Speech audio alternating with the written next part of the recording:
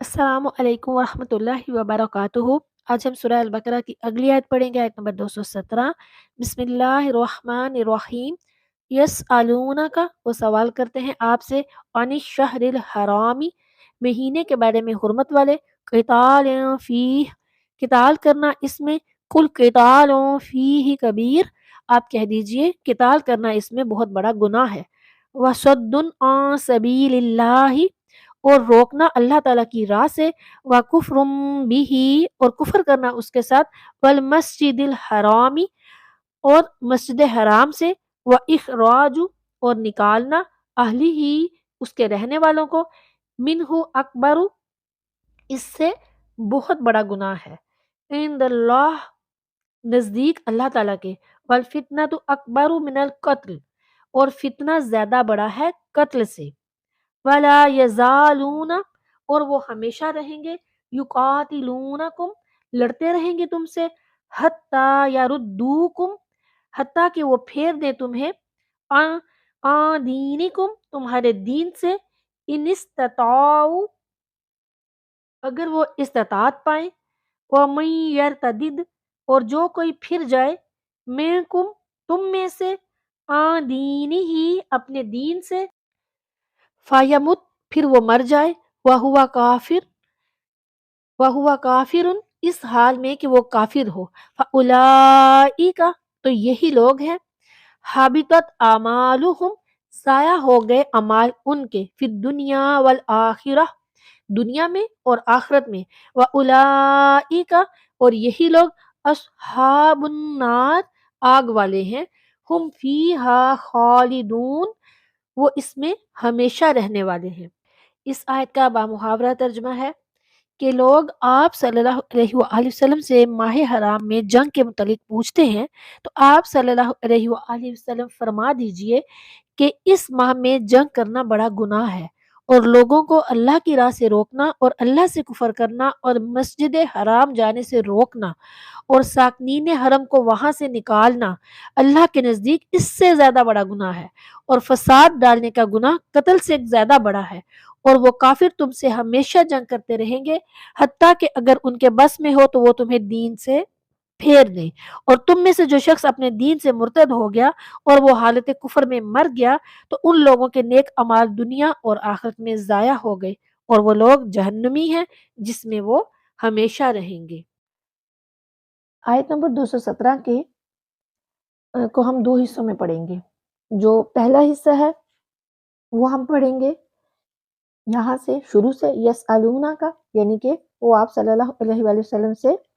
हुर्मत के महीनों के बारे में पूछते हैं, यहाँ से लेकर हम इसको पढ़ेंगे कि यहाँ तक कि तुम्हें तुम्हारे दीन से फेर दें अगर बन पड़े, तो यहाँ तक पढ़ेंगे। और जो दूसरा हिस्सा है उसकी हम अलग से तफसीर पढ़ेंगे और लास्ट में वो पढ़ेंगे। पहले हम ये पहले हिस्से की तफसीर पढ़ते हैं। यहाँ देखिए कि पिछली आयत में फर्जियत जिहाद का जिक्र किया गया था, अब वक्त जिहाद के मुतालिक कुछ अहकाम बयान हो रहे हैं। गोया इबादत के बाद उसके औकात बयान हुए। पिछली आयत में फरमाया गया था कि कभी ज़ाहिर कुछ और होता है और वाक़या कुछ और होता है। अब उसी के मुतालिक एक वाक़या बयान हो रहा है जिसमें सहाबा कराम रज़वानुल अलैहिम अजमाइन का बज़ाहिर एक काम, जो कि बज़ाहिर दुरुस्त नहीं लग रहा था, लेकिन हकीकत में वो सवाब था। पिछली आयत से मालूम हुआ कि जिहाद बहुत ज़रूरी चीज़ है, और अब यहाँ पर कुफ़ार की दुश्मनी का जिक्र हो रहा है कि ताकि जिहाद की ज़रूरत साबित हो जाए।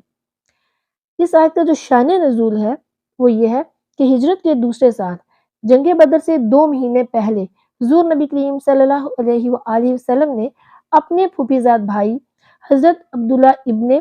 जहश रज़ियल्लाहु तआला अन्हु को 8 महाजरीन का सरदार बनाकर कुफ़ार की खबर लेने भेजा, और उन्हें एक फरमाननामा लिख कर दिया और फरमाया कि इसे अभी ना पढ़ो, 2 दिन का रास्ता तय करके खोल के पढ़ना।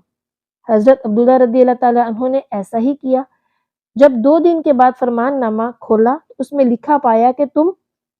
बतने नखला पहुंचकर कुरैश के काफिले की खबर लो, और अपने साथ जाने पर किसी को मजबूर न करो, जो चाहे जाए जो चाहे ना जाए। तो हज़रत अब्दुल्ला रज़ियल्लाहु तआला अन्हु ने ये फरमान अपने 8 साथियों को सुनाया। वो सब आपके साथ रवाना हो गए। जब कज़ा मंजिल में पहुंचे तो हज़रत साद इब्ने वकास रज़ियल्लाहु तआला अन्हु और عتبہ ابن غزوان کا اونٹ گم ہو گیا، جس کی تلاش میں یہ دونوں یہاں ہی رہ گئے۔ باقی 6 یعنی عکاشہ، ابو حذیفہ، سہیل، عامر، واقد، خالد ابن بکیر آپ رضی اللہ تعالیٰ عنہ کے ساتھ روانہ ہو کر بطن نخلہ میں پہنچے، جو کہ مکہ مکرمہ اور طائف کے درمیان ایک منزل ہے۔ یہ جمادی الاخری کی آخر والی تاریخیں تھی۔ کچھ عرصے کے بعد قریش کا ایک قافلہ طائف سے کچھ تجارتی سامان لیے ہوئے یہاں سے گزرا، جس میں عمر ابن خزرمی اور حکم ابن کسان اور نوفل ابن عبداللہ تھے۔ یہ لوگ صحابہ کرام رضوان اللہ علیہم اجمعین کی جماعت کو دیکھ کر ڈر گئے۔ حضرت عبداللہ رضی اللہ تعالیٰ عنہ، ابن جہش اور ان کے ساتھیوں نے مشورہ کیا کہ آج جمادی الاخری کی آخری تاریخ ہے، اگر ابھی ان پر حملہ نہ کیا گیا تو آج شام کو رجب کا چاند ہو جائے گا، جس میں جنگ حرام ہو جائے گی۔ چنانچہ انہوں نے اس قریشی قافلے پر حملہ کر کے عمر ابن خزرمی کو قتل کر دیا اور 2 کو گرفتار کر کے مال غنیمت لے کر حضور نبی کریم صلی اللہ علیہ وآلہ وسلم کی خدمت میں حاضر ہو گئے۔ اللہ کی شان کہ اس حملے کے دن رجب کی پہلی تھی اور چاند 29 کا ہو چکا تھا، مگر انہیں پتہ نہ چلا، تو اس دن کو 30ویں جمادی الاخری سمجھے تھے۔ تو اس پر کفار عرب نے شور مچا دیا کہ مسلمانوں نے ماہ حرام کی بھی عظمت نہیں کی، یعنی کہ رجب کا جو مہینہ ہے وہ حرمت والے مہینوں میں شامل ہے۔ دیکھیے کہ 4 مہینے ہیں جو کہ حرمت والے ہیں، جن کو کہ اسلام میں حرمت والے کہا گیا ہے، اور وہ ہیں ذی القعدہ، ذی الحج، محرم اور رجب۔ حرمت والے مہینوں سے مراد یہ ہے کہ ان مہینوں میں لڑائی جنگ اور خون ریزی جو ہے وہ منع ہے۔ تو صحابہ کرام کی طرف سے کہ ان کو پتہ نہ چلا کہ اس دن 30ویں جمادی الاخری، وہ سمجھے کہ 30ویں جمادی الاخری ہے، لیکن رجب کا چاند نکل چکا تھا۔ تو اس بات پر جب کفار عرب جو ہے اس نے شور مچایا کہ مسلمانوں نے ماہ حرام یعنی رجب کی عظمت نہیں کی، تو یہ خبر ہوتے ہوتے حضور نبی کریم صلی اللہ علیہ وآلہ وسلم کو ملی۔ تو حضور نبی کریم صلی اللہ علیہ وآلہ وسلم نے عبداللہ رضی اللہ تعالیٰ عنہ سے فرمایا کہ ہم نے تم کو کفار کی خبر لانے بھیجا تھا، نہ کہ جنگ کرنے، تم نے جنگ کیوں کی؟ تو حضرت عبداللہ رضی اللہ تعالیٰ عنہ جو ہے وہ سخت پریشان ہوئے۔ حضور نبی کریم صلی اللہ علیہ وآلہ وسلم نے نہ تو یہ مال غنیمت قبول فرمایا اور نہ ان قیدیوں کے متعلق کچھ فیصلہ فرمایا۔ تو حضرت عبداللہ رضی اللہ تعالیٰ عنہ نے عرض کیا کہ یا رسول اللہ صلی اللہ علیہ وآلہ وسلم، ہم سے جو کچھ بھی ہوا غلطی سے ہوا، ہم اس دن کو جمادی الاخری سمجھے، ہمیں چاند کا پتہ نہیں چلا۔ تو اس واقعے پر یہ آیت کریمہ جو ہے وہ نازل کی گئی، یعنی یہ والی جو آیت ہم پڑھ رہے ہیں یہ نازل کی، جس میں حضرت عبداللہ رضی اللہ تعالیٰ عنہ کی تائید اور کفار مکہ کی سخت تردید کی گئی۔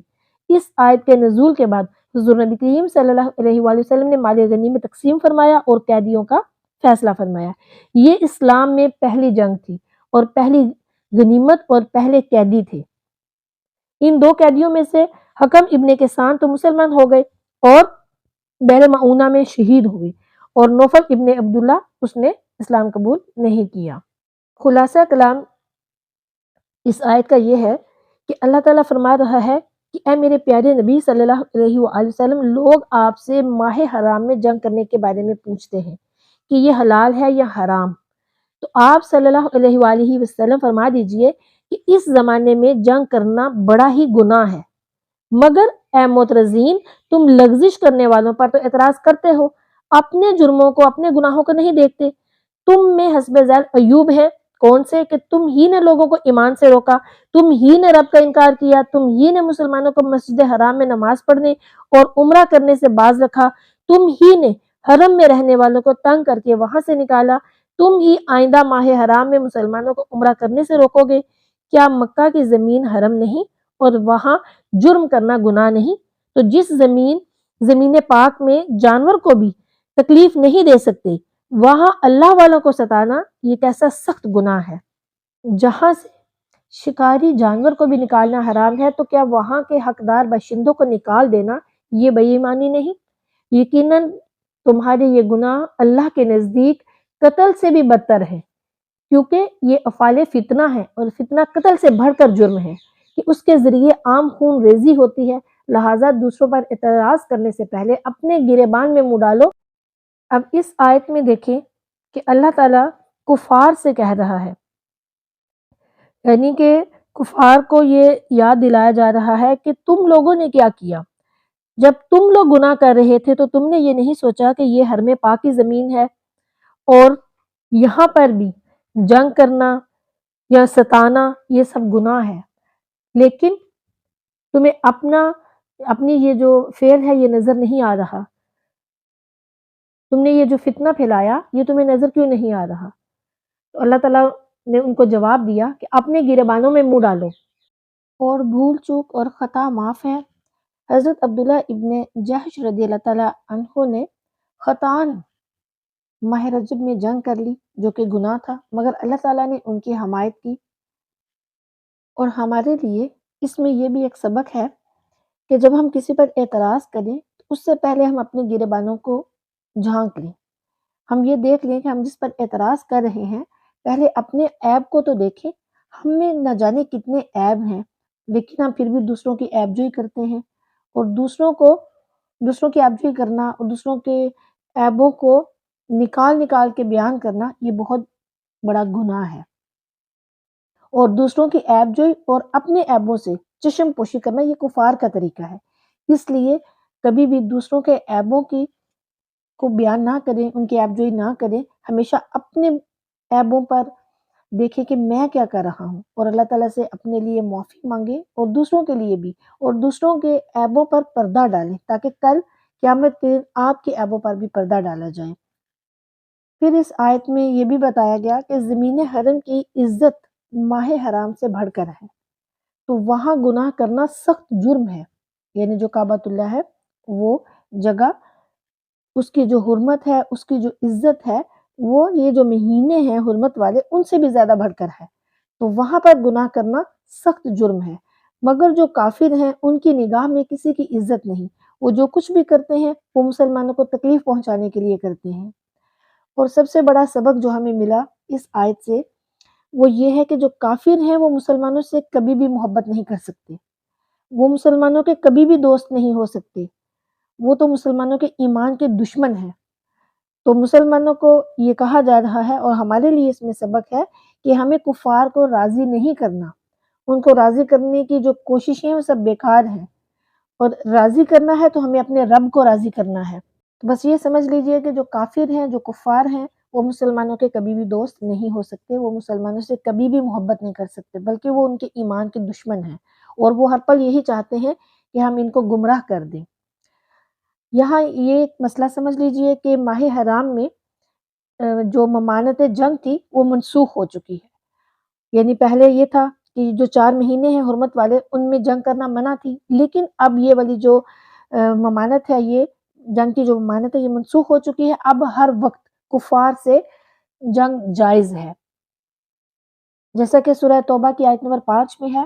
کہ جب صلح کے مہینے گزر جائیں تو مشرکین کو جہاں پاؤ قتل کرو، اور حضرت عبداللہ ابن عباس اور حضرت سفیان ثوری رحمۃ اللہ تعالیٰ علیہ ان کا یہی قول ہے، اور اسی پر عام علماء متفق بھی ہیں، بلکہ روح المعانی نے فرمایا کہ ان آیات کے منسوخ ہونے پر امت کا اتفاق ہے۔ اب اس آیت میں ایک مسئلہ بھی ہے، اور وہ یہ کہ خطا اجتہادی معاف ہے، بلکہ اگر مجتہد صحیح اجتہاد کرے تو وہ ثواب پائے گا، ایک اجتہاد کا اور دوسرے صحت کا، اور اگر غلطی کرے تب بھی اجتہاد کا ایک ثواب ضرور پائے گا، جیسے کہ حضرت عبداللہ ابن جحش رضی اللہ تعالیٰ عنہ نے اجتہادی غلطی کی مگر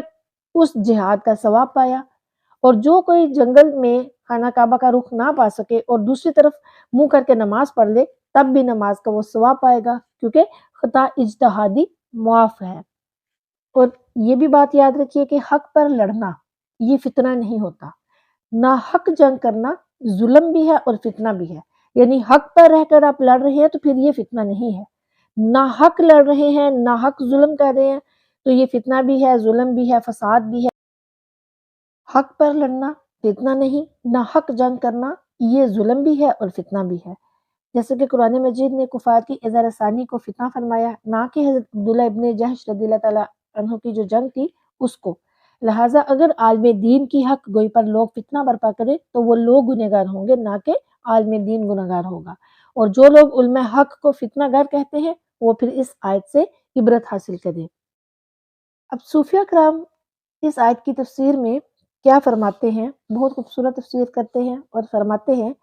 کہ نفس اور شیطان یہ دونوں کفار ہیں، اور جو روح ہے وہ مومن ہے،